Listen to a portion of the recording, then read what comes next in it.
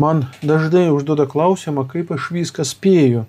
Dažnai sako, kad aš per labai trumpą laiką padarau milžinišką kiekį darbų, o aš, tiesą sakant, visada į tai žiūrėjau kaip į kažką visiškai normalaus, natūralų gyvenimo tempą ir vidutinį darbo kiekį. Bet šiandien turiu pripažinti pats savo, taip, šiandien buvo tikrai daug. Ir dienos pabaigoje jau labai sunku, o jei sunku net man, vadinasi tikrai padaryta daug. Ar tai buvo prasminga? Nesiryžtų spręsti.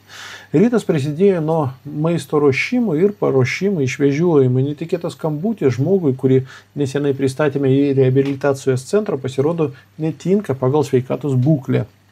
Jam reikia priežiūros ir nuolatinės slaugos, kurios centre dėja užtikrinti neįmanoma. Jei visą energiją sutelkiama į vieną ligonį, nukenčia kiti. Tai akivaizdu ir aš suprantu, kad gyvenimas negali būti sudarytas tik iš gražių istorijų su laimingomis pabaigomis. Klaipėdoje bandome susisiekti su įvairiais centrais, kurie galėtų jį priimti. Paaiškėjo, kad jam dar liko 15 neišnaudotų dienų, kurias jis gali praleisti vienoje iš miesto gydymo įstaigų. Laukia šiandien, reikia suspėti iki 14 valandos. Mesteliu pašildytus pusryčius, sėdu į automobilį. Kelyje prašau socialinių tarnybų pagalbos, kad būtų gauta siuntimo pažyma iš gydytojo.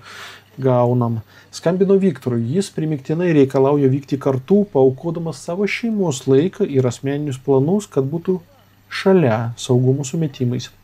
Ir kaip paaiškėjo, nebereikalo.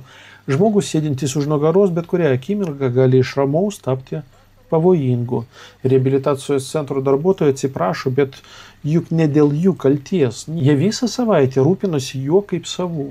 Tačiau jų atsakomybėje dar 20 žmonių, kuriems reikia viso jų dėmesio, o jie juk ne medikai. Atvykus į Klaipėdą paaiškėjo, kad vyras kategoriškai priešinasi bet kokiai pagalbai ir slaugai ir mums nebelieko nieko kito, kaip atleisti įtemptas vadeles, leisti jam bent jau grįžti į švarę gyvenamąją vietą, su viltimi, kad galbūt vieną dieną jis pats priims mūsų ištiestą ranką.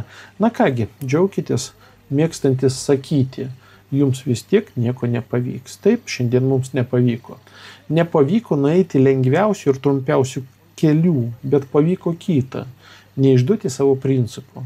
Nepasiteisinti neveiklumą savo savimeilė. Ir turbūt taip svarbiau. Vėliau susitarimai dėl būsto ir darbo moteriai gyvenančiai garaže. Kaip ir galvojau, jos sveikatos būklė tikrai ne pati geriausia. Pavyko rasti variantą su darbu ir gyvenamųjų plotų, tačiau jie atsisakė. Vis dėlto atsirado žmonių, kurie ją pažįsta asmeniškai ir kartu su jais suderinome tolesnių veiksmų planą. Rytoj anksti ryte lydėsiu ją į darbo pokalbį Klaipėdoje. Tikiuosi, jie ateis. O jei ne, nekaltinsiu nei likimų, nei jos. Toks gyvenimas.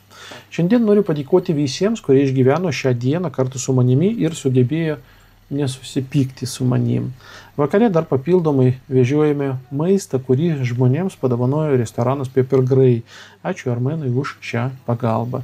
Už palaikymą šiandien sakau ačiū Irinai, Daivai, Rasai, Andrėjui ir jo komandai Kristinai, Viktorui, jam asmeniškai ir atsiprašymai už šitokį aštresnį toną kelionėje. Tikiuosi, jis supras, kad tai buvo darbiniai momentai, taip pat Olegui, Birutė, Justinai, Deimantei, Larisai, Ambarcumui ir Alinai. Ačiū visiems. Tai buvo ilga diena, sunki, bet esu be galo dėkingas likimui už tai, kad turėjau galimybę ją pragyventi.